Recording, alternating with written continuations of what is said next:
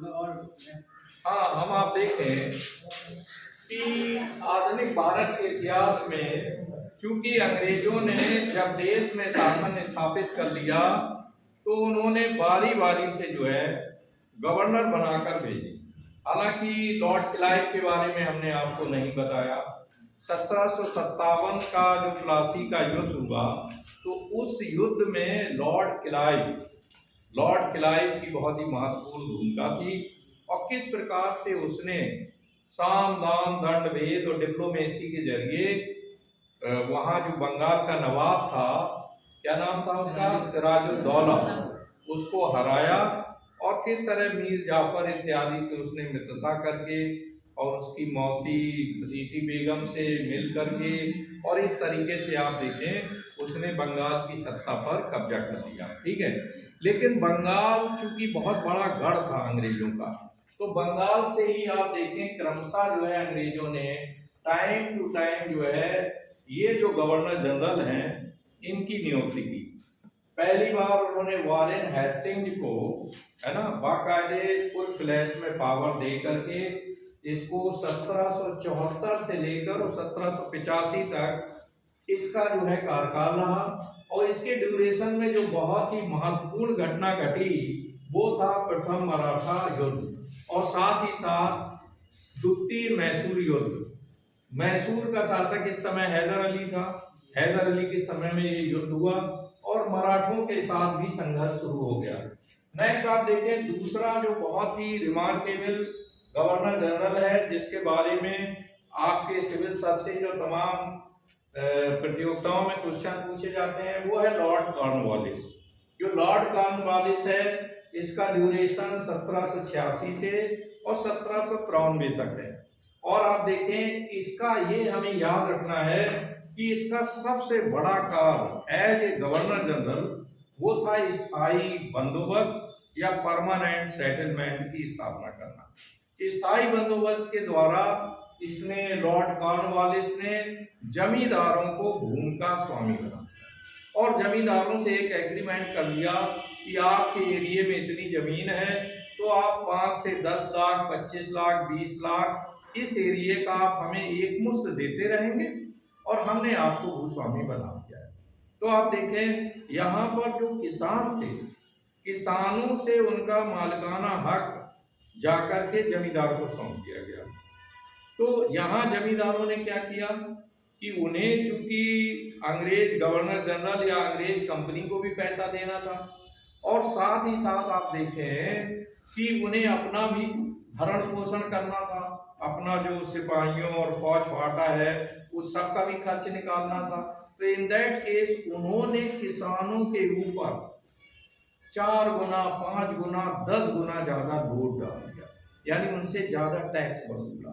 तो इस तरह से आप देखें कि जो स्थायी बंदोबस्त जिसके द्वारा लॉर्ड कॉर्नवालिस ने जमींदारों के साथ एक बंदोबस्त एक सेटलमेंट किया, परमानेंट सेटलमेंट, और इसके द्वारा जो है ये व्यवस्था हालांकि फैल रही, कुछ प्रांतों में सफल रही, कहीं कहीं फैल हो गई, तो फिलहाल में इसने आगे बढ़ाया। सर जॉन शोर ये बाद में गवर्नर जनरल बन करके आया 1793 से लेकर और 1798 तक इसका ड्यूरेशन रहा और इसने जो है हस्तक्षेप की नीति का पालन किया।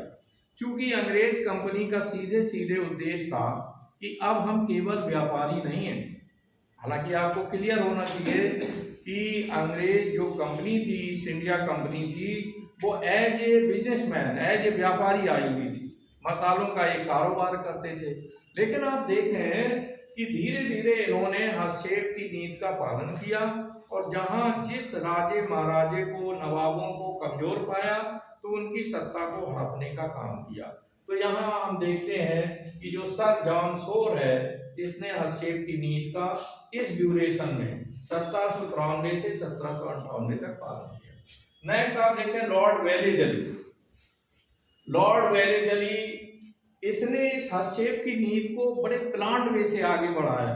इसने इसका ड्यूरेशन है 1798 से 1805 तक और इसने जो एक बहुत ही महत्वपूर्ण तरीका किस तरह से भारतीयों के शासन में हस्तक्षेप किया जाए तो इसके लिए बाकायदे सहायक संधि इसका इसने प्रोविजन रखा कि जो भी राजे महाराजे अपने आप को कमजोर पा रहे हैं तो वो ब्रिटिश कंपनी के साथ सहायक संधि करें।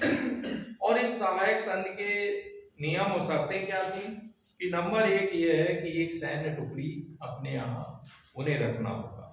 इस तरह से आप देखें अंदर की पोल, जो भारतीय शासकों की पोल भी पूरी मिलती रहती थी कि क्या हालत है, आर्थिक स्थिति कैसी है, मिलिट्री का युद्धाभ्यास कैसा है, सेना का साइज कितना है। तो वो एज जासूस जो सैन्य टुकड़ी है वो बाकायदे अंग्रेज कंपनी को सूचनाएं देती रहती थी। तो आप देखें इस सहायक संधि के द्वारा ये भी वादा किया गया कि अगर कोई दूसरा तीसरा राजा आपके ऊपर हमला करता है तो इन दैट केस जो है ब्रिटिश जो कंपनी है ईस्ट इंडिया कंपनी, इसकी फौज आपकी सहायता करेगी। अब आप देख रहे हैं चालाक कितने थे कि इस सहायक संधि के द्वारा बाकायदे इन्होंने एक तो बड़ी सेना रखने में ये सफल हुई। देखना आप इसके प्लस पॉइंट क्या थे कि पूरी जितनी सैन्य टुकड़ी रहती थी उन राजाओं या नवाबों के पास, तो उन राजाओं को पूरा खर्चा उसका वहन करना पड़ता था। टोटल उनकी सैलरी देना, उनके रहने की बंदोबस्त, खाने का बंदोबस्त, टोटल अरेंजमेंट देखना होता था। और इसके अलावा आप देखें तो इस तरह पूरे भारत में जहां जहां पहली बार किसने सहायक संधि की, वो सबसे पहले जो सहायक संधि है वो हैदराबाद के निजाम ने की। किसने की भाई? हाँ, 1802 में हैदराबाद के निजाम ने। हैदराबाद का निजाम बहुत ही चालाक और शातिर था, है ना। और ये जो है चाहता था कि आफ्टर ऑल मराठों से या हैदर अली से इन सब से बचे रहने के लिए इसने अंग्रेजों के साथ 1802 में सहायक संधि की। इसके बाद हम आप देखते हैं तो लॉर्ड वेलेजली को हम लोग याद रखेंगे कि इसकी जो सहायक संधि है वो बहुत ही महत्वपूर्ण है, बार बार आपके कंपटीशन में पूछी जाती है ना, इसे हमें तैयार करना है। नेक्स्ट आप देखें फिर पीरियड आता है लॉर्ड मिंटो प्रथम का। लॉर्ड मिंटो प्रथम का ड्यूरेशन है 1807 से लेकर 1813 तक। यहाँ पर आप देखें रणजीत सिंह जो कि पंजाब के एक बहुत ही प्रभावशाली शासक थे, इनका कश्मीर पर भी कब्जा था और कोहिनूर हीरा रणजीत सिंह के पास ही था, जो बाद में एट प्रेजेंट टाइम वो लंदन के म्यूजियम में रखा हुआ, यू नो दैट। तो ये कोहिनूर हीरा, तो रणजीत सिंह जो है इन्होंने एक विशाल सेना एकत्र की, पंजाब को मजबूत बनाया, तो अंग्रेज जाहिर है इनसे भयभीत रहने लगे, तो उन्होंने जो है रणजीत सिंह से संधि कर ली। तो ये किसके दरमियान हुई? लॉर्ड मिंटो प्रथम के ड्यूरेशन में पीरियड में इनकी संधि हुई। नेक्स्ट आप देखते हैं लॉर्ड विलियम बेंटिक, जो बहुत सारे जो गवर्नर जनरल हैं जो भारतीयों से बहुत प्रेम करते थे और साथ ही साथ आप देखें उन्होंने भारत के लिए कुछ किया, हमारी सामाजिक व्यवस्था में हस्तक्षेप किया और साथ ही साथ आप देखें राजनीतिक तौर पर और प्रशासनिक रूप में भी किस तरीके से भारतीयों को प्रभावशाली बनाया जाए, इसके लिए लॉर्ड विलियम बेंटिक को बराबर याद रखा जाएगा।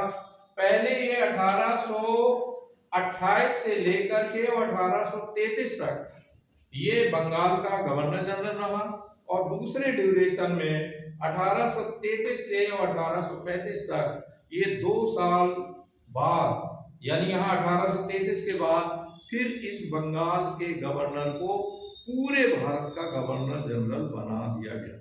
तो अब आपसे पूछा जाए बंगाल का अंतिम गवर्नर जनरल कौन था? और पूरे भारत का प्रथम गवर्नर जनरल कौन था? Lord William Bentinck. ये याद रहेगा हमें। अब आप देखें हमारी सामाजिक व्यवस्था के अंतर्गत इसने सती प्रथा का अंत किया।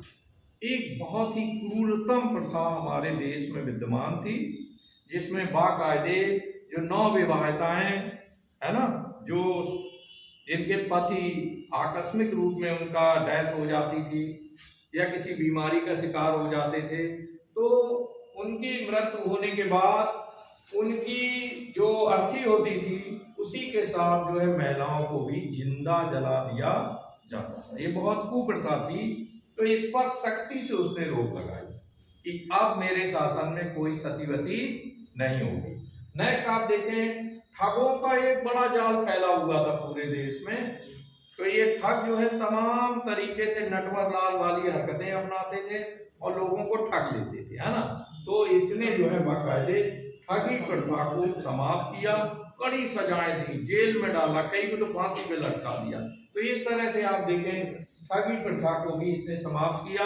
बाद में आपने अभी पॉइंट लिखे हैं कि किस प्रकार से प्रशासनिक क्षेत्र में इसने बड़ा बदलाव किया, है ना। कलकत्ता में मेडिकल कॉलेज की स्थापना की, जूरी व्यवस्था, सर्वोच्च न्यायालय की स्थापना की कलकत्ता में। ये बहुत सारे कार्य हैं जिनके लिए याद रखा जाएगा लॉर्ड विलियम बेंटिक को, है ना।